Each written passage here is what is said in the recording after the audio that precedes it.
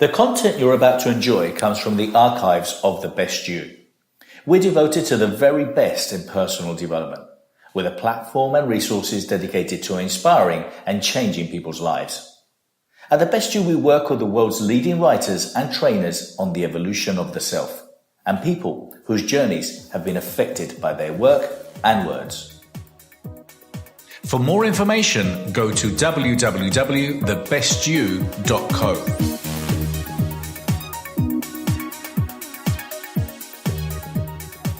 Marie Diamond.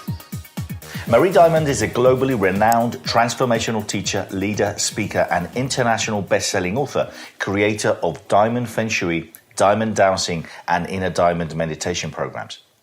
She is also the only European star in the worldwide phenomenon, The Secret. She uses her extraordinary knowledge to support individuals, organizations, and corporations to transform their success, financial situation, relationships, motivation, and inspiration. Marie speaks all over the world, literally all over the world. My work with her. Well, Marie, obviously I saw The Secret many, many, many years ago.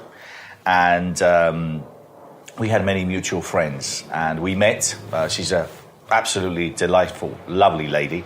And she told me that on her vision board was to speak at our events, which I thought was an absolute honor. So, yes, Marie has spoken in London, in the Best You Expo in London, and in the Best You in Long Beach in California. And I think she's absolutely phenomenal. She's one of a kind, and she brings very, very unique talents to a very interesting personal development world. I hope you enjoy this interview. Thank you. Hi, it's Bernardo Moya, and welcome to Inspiring People. Today, I have the great pleasure of interviewing Marie Diamond, who is the global transformational leader.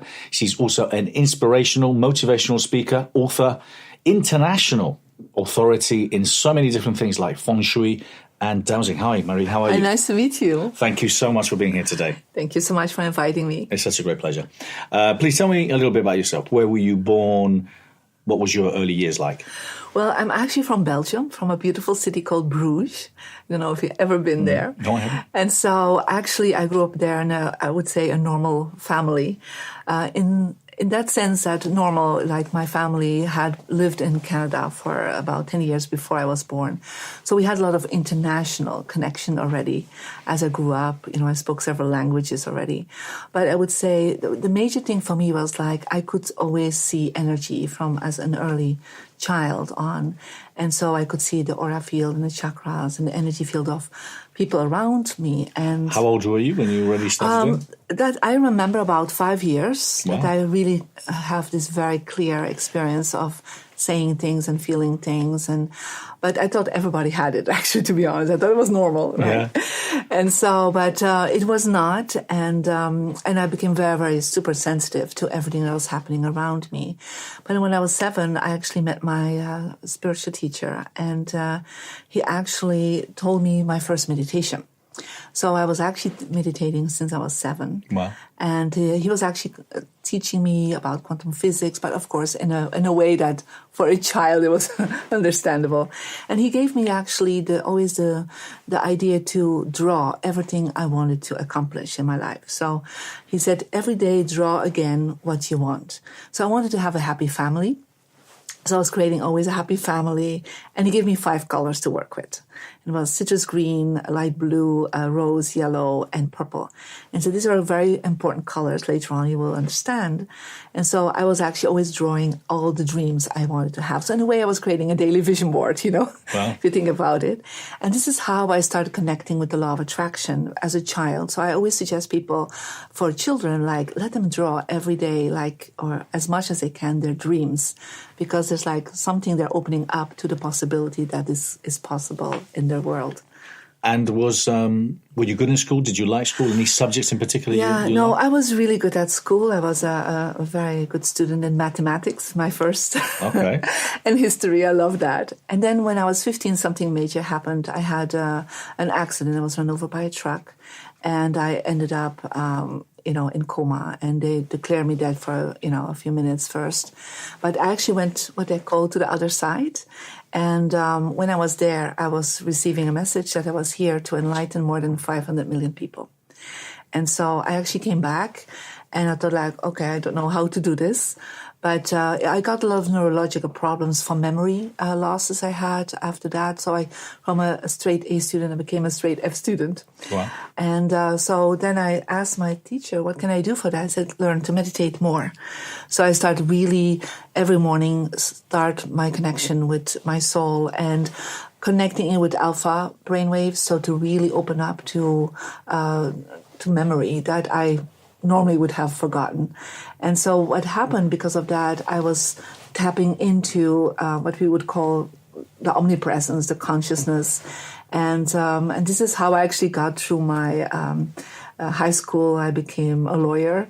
That was like one of the things I wanted to do because I felt like I wanted to reach so many people in the world. And so like, perhaps I need to become a politician to really reach so many people. And But what made you wanting to go into law? well, one of the things was I already knew a lot about the universal laws. Okay. And I wanted to see how humans were actually reacting to that. What was the law of humanity? And so I actually studied that to understand better the structures and the strategies of people. And I also actually studied criminology because I wanted to know if people are in their worst behavior, if I could understand that and have compassion with them. So I actually did these 2 studies, and there was also a minor in psychology and all this, because I really wanted to know how human behavior was, not just the quantum field, but, in a 3-dimensional level. And after studying that, I became a lawyer for the Belgian government and also worked with the European government. And when I was doing that for about 5 years, I decided it was time to let go of that political world and that jurisdictional world. And I started becoming a spiritual teacher. So I actually started teaching meditation.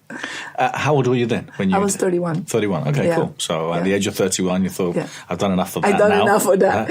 Well, it didn't go anywhere, I think, because it's like, how could I really impact the world through politics at that time?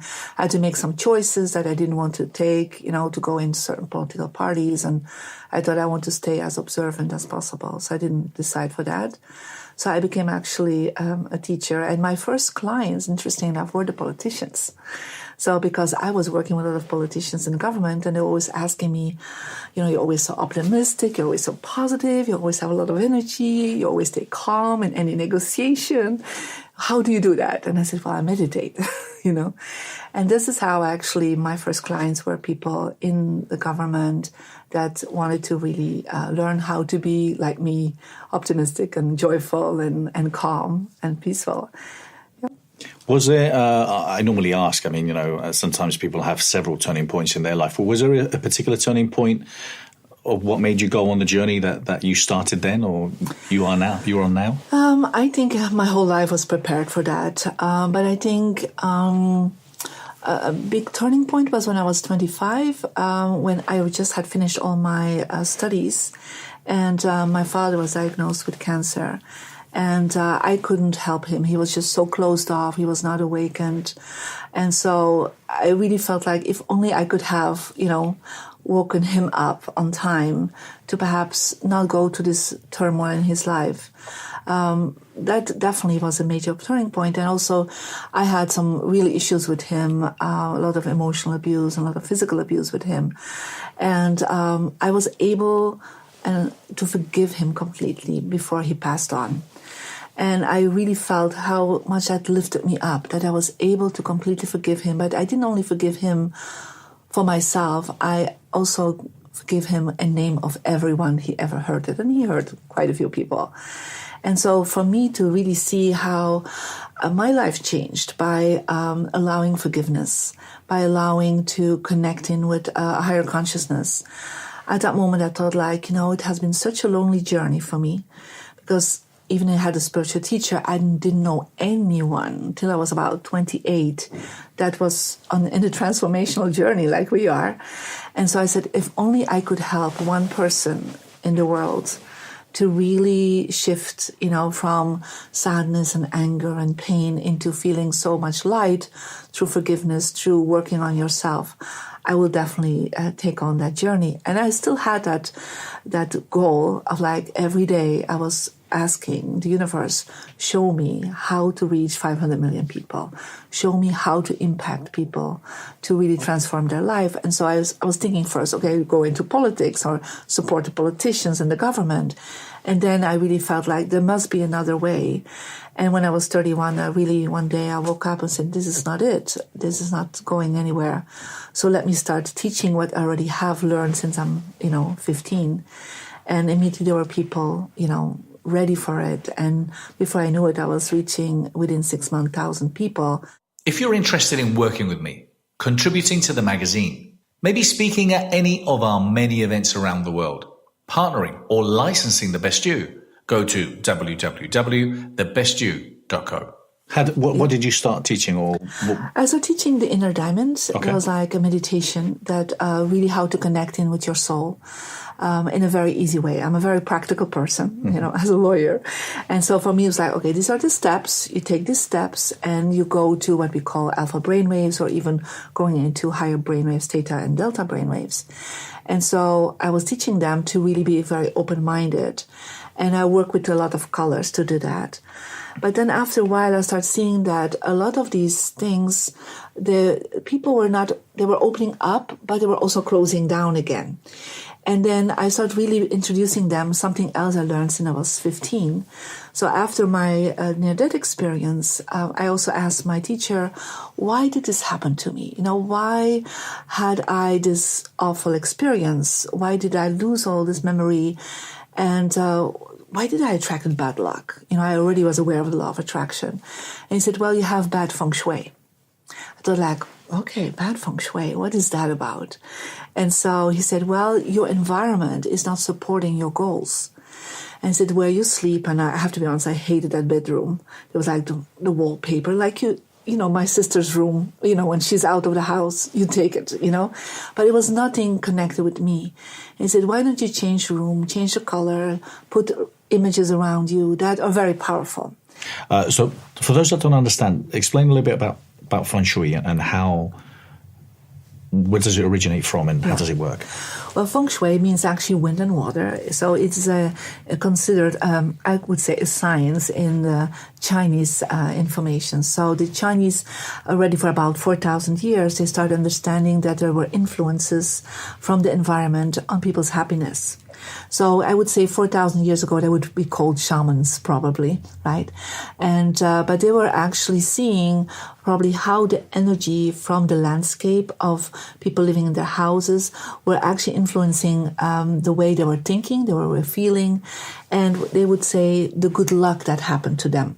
Yeah, so let's rewind and then let's fast forward. Yeah. So you understood the importance of helping people with this, and then obviously it became a very important part of who you became. And so was this a transition of you moving from Europe to LA? Yeah, well, it was really interesting. I was living in Belgium. I was already doing a lot of work in Europe, but reaching 500 million people, I was like, that's not going to happen here. So one day I was starting already teaching in LA and in San Francisco, both meditation and Feng Shui. Because for me, meditation is inner Feng Shui somehow, right? Organizing your energy. And I woke up one day and was like, okay, you have to be here in 3 weeks. And so I got this voice of my master and said, okay, I'm moving. So I called my husband and said, start packing. We're moving in 3 weeks. And I did. And if I would not have been there, I would have missed a sequence of situations that happened to me and attracting really being in the secret. Yeah. And as you said, you worked with so many people, you decorated so many amazing homes. So tell us about The Secret, because obviously that was kind of like a big step into your career and you becoming such a global phenomenon. How did that come? How did it all happen? Yeah. Well, it was actually the third meeting of our Transformational Leadership Council that Jack Canfield had created. And a few weeks before, I had this dream that a woman, a blonde woman, would come to me. And she said in my dream, I'm from Australia, pay attention when I come in your life. I'm like, okay. So I woke up with that dream. And so 2 weeks later, I'm in Aspen, Colorado, and I'm at the back of the room. I was still very shy, to be honest. All these amazing people. I felt not worthy, to be honest, to be there. And so I'm sitting in the back of the room. There's one place left, and this woman shows up and said, "Hi, I'm Rhonda Byrne from Australia." I'm like, "Oh, there you are." I said, "What are you about?" And he said, "Well, I'm doing this interview for a movie, The Secret. It's for the Australian network." And she said, "A lot of people don't want to do the interview." I said, "Oh, I'm ready for you, right? So tell me, what do I need to do?" And she said, "Wow, you're so enthusiastic." And I said, "Yes, I got a dream about you." So she interviewed me, and that was actually my first TV interview ever. I'd never been on camera before. So I was really starting, Amazing. right? But I knew that it was going to be very powerful because I had asked for being in a movie seen by millions of people. So it was in Australia. It was on the biggest network, so I would be with millions of people. But at that time, of course, there was, we had no idea where it would go. And then she actually moved to LA, and things were not going well at that time. The network had canceled the movie. They didn't put it out in Australia. So she had no idea what to do with the movie. She had put a lot of her money in it. And so she called me and said, "I'm stuck." And I said... But let me just rewind you a minute, because from what I gather, you are the secret behind the secret, because there's a lot of people that didn't want to be involved in it. And it was thanks to you that they were involved. Is that the case? Well, I would say it differently. Yeah. It's like she chose the people to be in the movie, but as the movie got stuck, actually that's when she asked my help. And so I did her Feng Shui. Okay. And interesting enough, at the same time, in the same weeks, I was asked by a publishing company to come in because they were like, "We're at the edge. We're going to, go for a chapter 11. We have heard you need to come in." And then things start happening for us. I said, "Okay, I'll come." And so I said, "We only have this amount of money. We're just really at the edge." I said, "Okay, I'll come." And so I was rearranging their offices and said, "Oh, before you leave, I actually have this DVD called The Secret. I think you need to look into it. I think you need to make a book out of that." And so they looked at it, and so they connected with Rhonda. They asked her to do the book. I kind of helped with the cover, like to do the right colors for her Feng Shui of the book cover. And but I already had so many people in The Secret, like Jack Canfield, Marcia Sharma, Bob Proctor, John Gray. They were all clients of mine. And they were all kind of stuck at a certain moment when I came in, and I rearranged their furniture, rearranged their homes, and they started having much more success again because they had like hit a ceiling, and I opened up the ceiling. And so also the publisher, the public, the PR person, all these people were actually, by coincidence, my clients. And so that's why people call me the secret behind the secret, because I actually was the common factor and for a lot of these people to open up, I would say, their next chapter in their life. Yeah. And what an amazing story, The Secret. It's such a, and even still. It's still, It is, I would say, I call it the most classic movie of the self-development. So many millions of people have been opened up to start believing that perhaps they have a responsibility in their life. They can do something to change their life. I remember one day we heard that the movie was shown in Ghana, and country Ghana, and that 6 million people were watching the movie in Ghana. Then I knew, it was like the first year, then I knew this movie would be forever. And still today, wherever I go, you meet people. I was just in Budapest, and they're like, people coming up like, "Oh my God, you're from The Secret. You changed my life." And I said, "Well, it's you who changes your life. We're just inspiration for you to change your life." And so it will be a non-stop inspirational movie and book. And the people that have chosen, I would say, the people that are chosen to be in that movie, because there were about 70 interviews. And it was really interesting. 24 were chosen to be in it. I think all these people had a really big vision already of the world. They already had a really big vision to support people. I think also Rhonda, she was really thinking about changing billions of people's lives.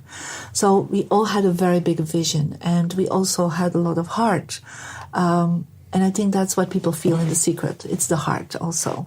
It's not just the wisdom. It's like the people that are in there are genuinely really want to help people. Yeah. To find out more about our latest projects, Get a free coaching lesson, or download my book. Go to www.bernardo-moya.com. So I suppose obviously from then on, all sorts of things started happening, speaking all over the world. So what was your journey? What happened from then onwards? Well, I at the beginning, I was not prepared for that, to be honest. I was like, I just moved into America. So for me, it was a very interesting journey because I did not know what we call the self-development, human potential industry. So I had to learn a lot of things, but I got some wonderful partners around me. And so I was just living, my vision. I wanted to reach millions of people, and now I was able to do that. So I set up my own diamond Feng Shui school, and connect with as much people as I could. And so I started traveling the world, and it has been, fulfilling my passion to be there for so many people worldwide, and in all the continents. It's just an amazing journey to teach people. The basics of, I would say, what we call diamond feng shui, to work with the personal energy number, to make sure that all these wonderful teachings they get from the self-development teachers, then when they would go home, that it really starts anchoring into their life. So it's not just an aha moment in a workshop, but or an aha moment when they do coaching or mentoring, but that their environment is supporting them, because that's where I see the missing link in a lot of the human potential movement. Like they go from one workshop to another, but they're never integrating, they're never anchoring it in the environment where they live. And so that's my contribution most of the time when people come to see me, is like they're going to look into their home and saying, okay, or my office, this is what I want as a new thinking, this is how I want as a new vision, but is my environment reflecting what I want? Because it's about 87 to 90%, everything is subconscious. So your environment is giving you subconsciously messages all the time. Yeah. So it's giving you messages of success and money, relationships, health, wisdom. Like yesterday evening, I was in somebody's apartment, and their relationship is not going so well. And they're like, so I come into the bedroom. I mean, there's nothing from even a picture of both. Of the couple. It was just an image of a lonely cow, actually. It was a cow, a lonely cow. And I'm thinking, all right, this is not going to give you romance, right? Yeah. So they also had mirrors reflecting the bed. So mirrors always kind of doubles the people that are in it. So it kind of creates always communication issues. Explain to me about the app, because it's a fantastic app. I've downloaded it myself. And don't worry about the demonstration, which we'll show it on the screen. Wonderful. So when people download it, as you said, you have a number, and then when you download the app, you position it within the room, and it tells you the parameters. Please explain the whole process and how it works. Well, anyhow, I will take the app because it's easier for me to explain. So the Mary Diamond app, it's of course available on all the possibilities for iPhone and Android. So everybody has based on their birthday, they have a certain direction of energy in their life. And so there are 4 compass directions that are really strong for you. One for success, one for health, one for your relationships, and one for your wisdom or motivation. And so people actually on the app, they fill in their birthday. And so you have to choose man or woman. It's different for gender. And they put in their birthdays, and then they click on find your energy number. And then they get actually a compass, right? And on the compass, they will see success direction, health, relationship, and wisdom. Yeah. So what people do is they actually hold the compass in their hands, and they stand in the center of a room. The center of the room. Yeah. Okay. So I always say for the 3 places to go first is your bedroom, for your romantic life, your office for your business experiences, and your living room, because that's where your social life is occurring. And so when you're holding that and you check out, like here, for a certain person, success would be in that area. Now, they have to, for example, look what is hanging there, what is standing there. If this is telling a different story than success, right, then it actually will give them subconsciously all the time, 24 hours a day, influence on their energy. Yeah. So, for example, that lonely cow from yesterday, right, it was in the relationship direction of the man. Right? So the man feels lonely. Like that's his experience. Each time he goes to bed, he has a subconscious message, I act like. So if in that case loneliness. you're standing in the room and, Yeah. and on that side, for example, success, what would you do in that side of the room then? In an office, for example, I would definitely put the logo of your company. I would put, if you have products or services, you can put them there or hang them there as the flyers, the business cards. So whatever is there needs to be 24 hours a day telling you, this is my success, your goals, your vision board. Okay. Yeah. So you'll see through the app, like every 5 days they get a golden step. So they actually are guided in 80 days to reorganize their home. Yeah. In particular, obviously, a lot of people that are starting, they're either trying to reinvent themselves or their lives, either because they want a new start or they lost their jobs. What would you say the best things to have, know, or be aware of are in order to do that, to be able to reinvent yourself? Well, I think before you reinvent yourself, I think you need to really come to a conclusion of what has happened in your life. And I think the best conclusion is always to look at your life and say, look, this is the things I've learned from it. These are the challenges I had in that time of my life. I forgive myself for the challenges I created. I also forgive the people that have co-created the challenges with me. Because I don't think you can reinvent yourself and start all over if you don't really say thank you to what you have experienced before. And many years from now, many years from now, what would you like your legacy to be? Well, I think my legacy I would like to be is that that there's a holistic approach, I think, for changing your life. So it's not just the mind that needs to be focused on and changing the mindset, but that there's also how the heart feels, how your environment is set up. So I think that holistic approach, I hope that remains a legacy. And I see that already in the self-development, in the human potential movement, is that I'm probably the only person really talking about that. And I see a lot of people changing and saying, finally, all my exercises, my coaching, it's coming easier now because my environment is supporting them. So if I could bring Feng Shui in a beautiful collaboration with the human potential movement, I think that would be a great legacy. And, I think the greatest legacy would be to have more happy people when you leave the world. That people are more inspired and are more awakened and they can contribute in a better way to their family and their communities and their countries. I think that would be the greatest legacy for me. Marie, thank you so much. That was so great. Thank you so much. Thank you so much, Lovely. Bernardo. Lovely. Thank you. And thank you for watching Inspiring People. Thank you.